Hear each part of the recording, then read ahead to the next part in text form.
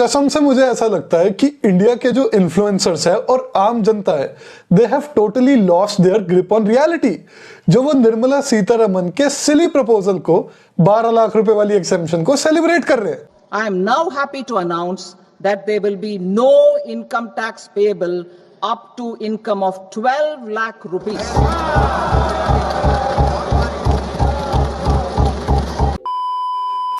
अब मैं आपको जरा होश की दवाई करवा देता हूं और कुछ ऐसे तथ्य बताता हूं जो आपको कहीं और सुनने को नहीं मिलेंगे, ताकि आपने ये जो भ्रम पाल रखा है ना कि हम पीड़ित मिडिल क्लास जो कि ओप्रेस थे इनकम टैक्स से, फाइनली हमें जाकर कुछ रिलीफ मिला है, ये जरा इस भ्रम से आप बाहर आओ।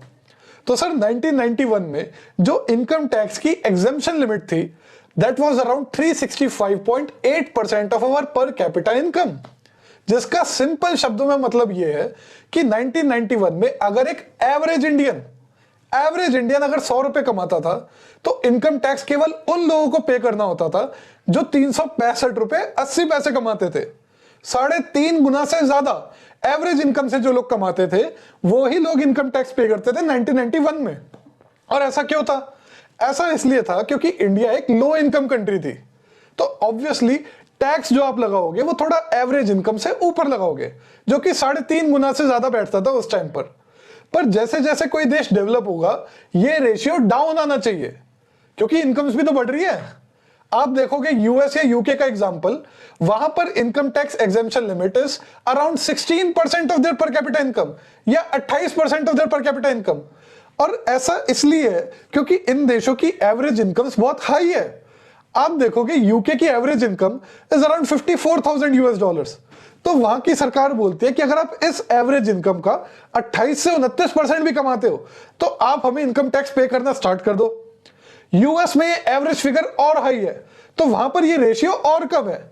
आप देखोगे यूएस में एवरेज इनकम है $90,000 के करीब, तो वहां की सरकार कहती है कि अगर आप इसका 16-17% भी कमाते हो, 28 से कम 16-17% भी कमाते हो, तो आप हमें इनकम टैक्स पे करना स्टार्ट कर दो।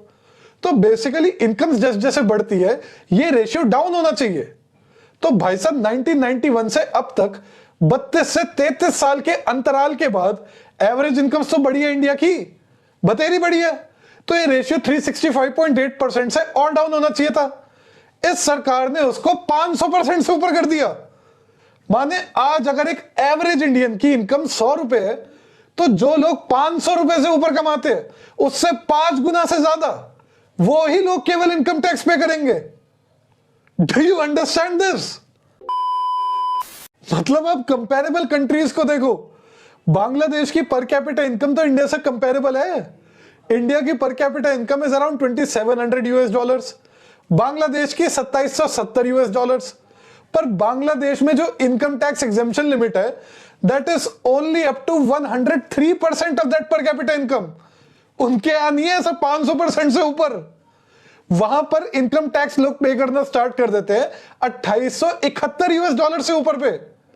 आप वियतनाम को देखो, वियतनाम की per capita income is around $4,700, हमारे से तो काफी ज्यादा है, $2,700 से, लेकिन वहां पर लोग इनकम टैक्स पे करना स्टार्ट कर देते हैं फ्रॉम अबाउट $5,100।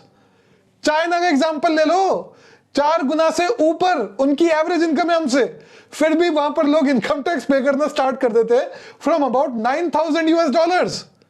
हमारा तो लिमिट बढ़ाकर कर दी गई है $14,000 के आसपास तक। मतलब it is now comparable with the income tax exemption limit in developed countries like US and UK. ये क्या चल रहा है?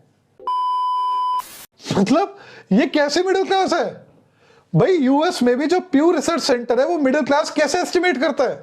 कहता है भाई एवरेज इनकम से 2 गुना ऊपर और 2/3 नीचे, ये जो रेंज है ये मिडिल क्लास है। या तो आप एवरेज इनकम से 5 गुना से ज्यादा एग्जेम्प्ट कर दो मिडिल क्लास को छूट देने के नाम पर। हमने तो देखी ऐसे मिडिल क्लास दुनिया में कहीं। अभी थोड़े दिन पहले प्रिंट में कोई टीसीए राघवन करके बंदा होगा, उसने आर्टिकल लिखा कि अगर आप इंडिया में 1 करोड़ रुपए कमा रहे हो साल के तो भी आप रईस नहीं हो, तो भी मिडिल क्लास में घुसेड़ दो। ये लेवल ऑफ प्रोपेगेंडा चल रहा है इंडिया में। लिंक्डइन पर एक इन्फ्लुएंसर ने डाला कि हाँ यार 12 लाख तक एग्जेम्पशन लिमिट मिली तो सही, पर क्या ये इतनी अच्छी चीज है भी? 12 लाख तो 6 lakh is the new 12 lakh. Inflation भी तो हो रही है, वो इससे भी संतुष्ट नहीं है। मैं आपको बता दूं कि आपके साथ यहां पर क्या गेम खेला जा रहा है। सबसे पहले कॉर्पोरेट टैक्स कट्स दिए गए बड़े रूप में, जिसका कोई फायदा नहीं हुआ, जो कि एक्सपेक्टेड था कि भाई बड़े स्केल पर कॉर्पोरेट्स रोजगार क्रिएट करेंगे, मैसिव इन्वेस्टमेंट करेंगे। वो गप कर गए टैक्स कट को। It just resulted in revenue loss to the government. फिर इन्होंने रईसों को, जो बेचारे बहुत पीड़ित थे, उनके ऊपर टॉप सरचार्ज रेट घटा दी। अब इन्होंने इनकम टैक्स जो है वो 12 लाख रुपए तक एग्जेम्प्ट कर दिया। इसका मतलब ये लोग डायरेक्ट टैक्सेस जो कि प्रोग्रेसिव होते हैं इन नेचर, उसके ऊपर कम रिलाय करना चाहते हैं, और इनडायरेक्ट टैक्सेस पे जो कि रिग्रेसिव होते हैं नेचर में, जो कि आम आदमी को हार्डेस्ट हिट करते हैं और निचले तबके की आबादी को, उससे ज्यादा रिकवरी करना चाहते हैं टैक्सेस की, जिससे इनइक्वालिटीज और बढ़े इंडिया में और रईसों के पास और ज्यादा पैसा छोड़ा जाए। This is the main crux of this government. और इन्होंने तो इस आर्ग्यूमेंट को और ज्यादा स्ट्रेंथन कर दिया। जो अभी तक लोग बोलते थे कि भाई थोड़े से ही तो लोग हैं जिनके ऊपर इनकम टैक्स का इतना बड़ा भार आ रहा है, तो उनको रिलीफ देने के चक्कर में आपने वो आबादी और कम कर दी। अब वो बोलेंगे कि सारा भार हम पर आ रहा है, तो उसका रिजल्ट क्या होगा? 12 लाख तक क्यों दिया, 25 लाख तक दो, हम ही तो सारा भार बियर कर रहे हैं। फिर 50 तक दो, 1 करोड़ तक दो, लो ही मत। Do you understand this? मुझे तो ऐसा लगता है कि निर्मला सीतारमन पर जो मीम्स बना रहे थे ये यूजफुल इडियट्स, लेफ्ट वाले भी बना रहे थे, जितने भी इन्फ्लुएंसर्स हैं, ये खुद बीजेपी वाले ने प्रमोट करे हैं, ऐसा मुझे लगता है। क्योंकि आप नोट करो, ये मीम्स किसके अगेंस्ट बनते थे? मोदी के अगेंस्ट नहीं बनते थे, निर्मला सीतारमन के अगेंस्ट बनते थे कि हम मेहनत से काम कर रहे हैं। किसके लिए? अपनी गर्लफ्रेंड के लिए नहीं, निर्मला सीतारमन के लिए। अब वो बंदी मिनिस्ट्री से जाने वाली तो थी नहीं, क्योंकि ले देखे गिनी चुनी महिला है। महिला सशक्तिकरण दिखाना मोदी सरकार को, तो देखो हमने फाइनेंस मिनिस्ट्री, लक्ष्मी जो है देश की, वो एक महिला के हाथ में दे रखी है।